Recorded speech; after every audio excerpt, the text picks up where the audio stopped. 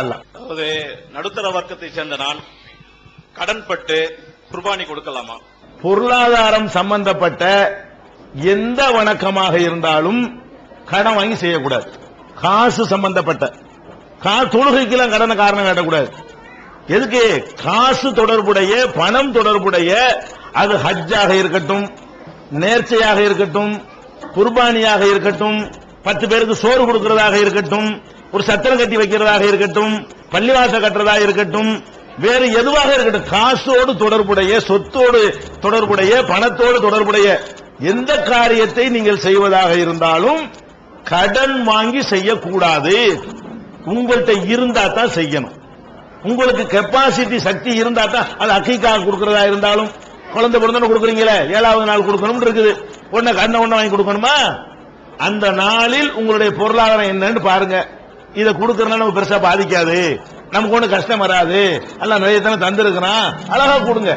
இல்லையா, அது உங்களுக்கு இல்ல, உங்களுக்கு அக்கீக்கா இல்ல, உங்களுக்கு குர்பானி இல்ல, உங்களுக்கு ஹஜ்ஜி இல்ல, காசு இல்லையா, கடனை வாங்கிட்டு பிச்சை எடுத்துக்கிட்டு ஹஜ்ஜிக்கு போகணுமா? கிடையாது.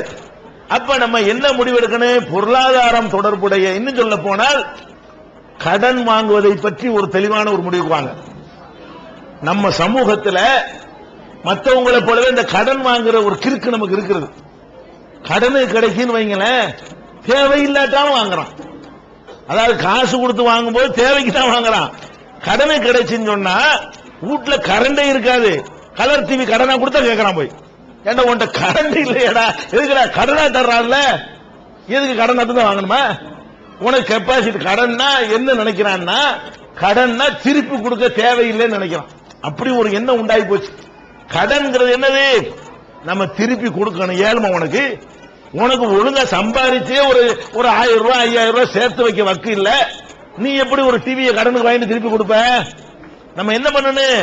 நம்ம கிட்ட அல்லாஹ் தந்திருந்தா வாங்கணுமே தவிர, கடனை வாங்கி ஒரு பொருள் வாங்க நினைச்சீங்கன்னு வைங்க, கண்டிப்பா குறிச்சுக்கிறங்க, 95% பேரால் அதை தீர்க்க இயலாது.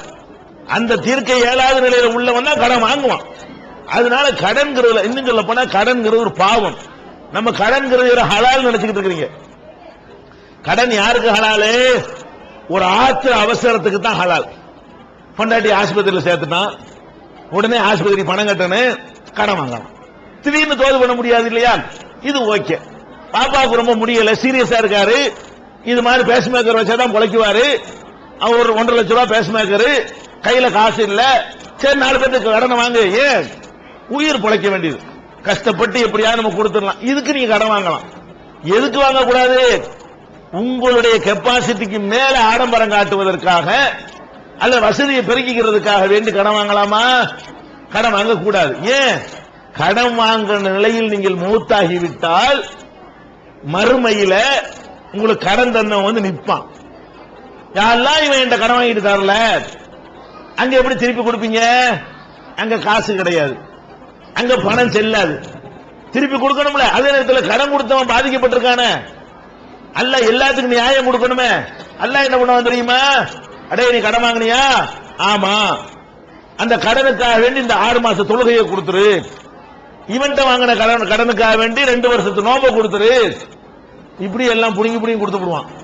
கடைசியில் நம்ம கடனை வாங்கினாருடைய கதி என்ன ஆகும் கேட்டா, அவர் தொழுது அவருக்கு இல்லாம போய்விடும், அவர் வச்ச நோம்பு அவருக்கு இல்லாம போய்விடும், அவர் செஞ்ச தான தர்மங்கள் அவருக்கு இல்லாம போய்விடும். அதனால கடன் வாங்கி உங்களுடைய தேவை, அத்தியாவசிய தேவை இருந்தாலே தவிர, உயிர் காக்கிற தேவை இருந்தாலே தவிர, கடன் வாங்காம இருப்பது மறுமைக்கு நல்லது, இம்மைக்கு நிம்மதி. ஒரு நிம்மதி, அழகா தூங்கலாம். கடன் பட்டார் நெஞ்சன் போல கலங்குதுங்க பாத்தீங்களா? கடன் பட்டோம்னா அவ்வளவுதான், ரோட்ல நிப்பாட்டிக்கிட்டு நாய் மாதிரி கேள்வி கேட்பான், தலை குனிஞ்சுக்கிட்டு தான் நிக்கணும். ஏன் வாங்கிட்டோம்ல, எதுக்கு உனக்கு இது தேவை? அல்லாஹ் தந்தா வாங்கு, தரலையா விட்டுட்டு போ.